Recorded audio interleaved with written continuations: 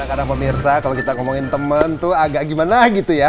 Feby, ini sekarang beritamu kita naikin. Punya pacar diam-diam gak ngasih tahu ya, kan? nih. Coba dong info ke kita. Katanya inisialnya K gitu. Wow, siapakah yang beruntung itu? Dan pastinya ini berjumpa kita pada pagi hari ini. Kami akan menjumpai kembali nanti 10.30 di Instansi yang tentunya Trans TV. Milik kita bersama. Have a nice morning. Siapakah Kak itu? Nelangsa hati Feby Marcelia Sirna. Cerita hati ratapi hidup kala terjebak dalam hubungan tak harmonis hingga pernikahan berujung cerai mulai pudar. Hati perlahan ditata, tak ingin ditutup rapat pintunya, bahkan tak dibuka ketika diketuk lawan jenis. Dan hati Feby itu sudah untuk seorang pria yang kabarnya berinisial K. Pria ini pula yang diyakini Feby akan bersama dalam bahtera rumah tangga yang kabarnya tahun depan pernikahan digelar.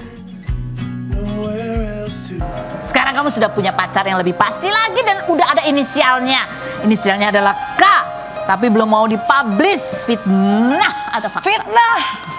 Oh, bukan K ya? Bukan. Tapi udah ada.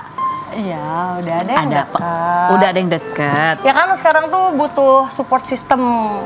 Kalau dulu kan carinya suami yang harus gini, kalau sekarang itu bener-bener partner untuk hidup sih, Kak.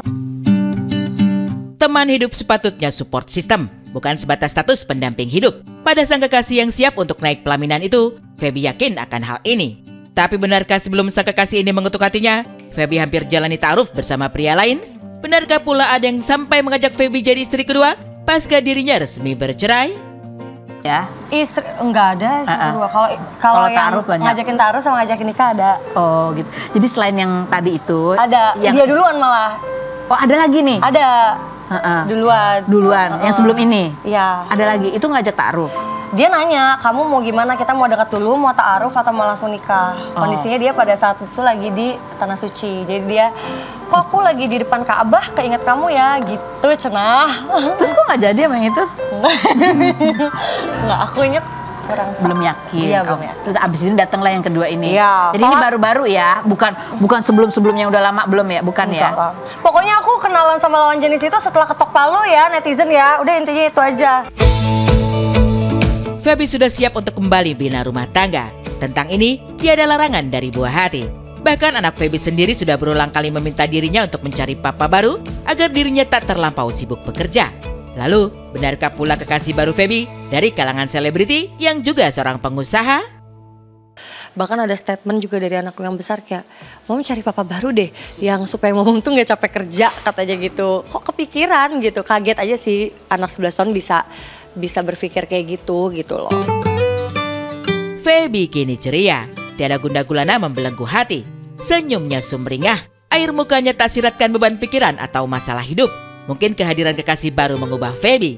Mungkin pula Feby makin tercerahkan, tak lagi dibutakan dengan cinta hingga jadi budak cinta alias bucin.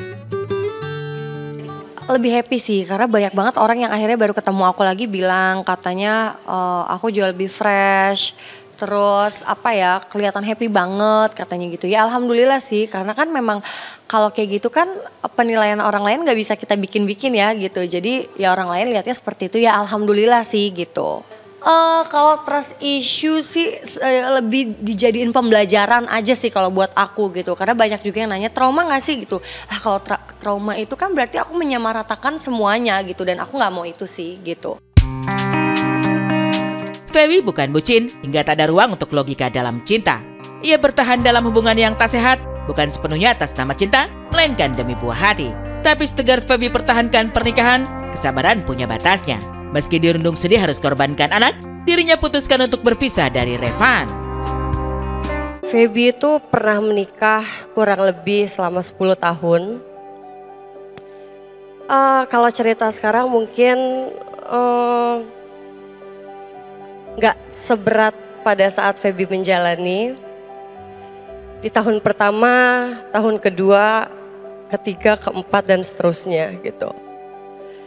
Sama seperti bunda yang tadi bertahan demi anak pasti.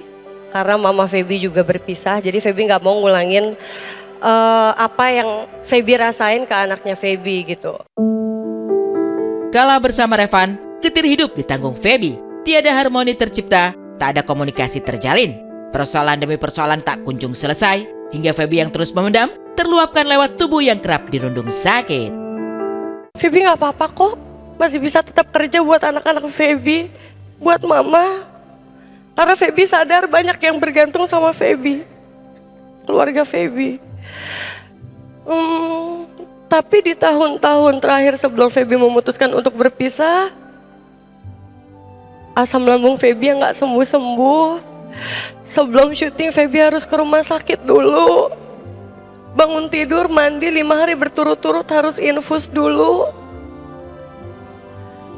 Fisik Feby udah capek untuk ya kerja, ya harus nahan. Pekerjaan Feby acting, di rumah pun harus acting, kayak nggak ada apa-apa gitu.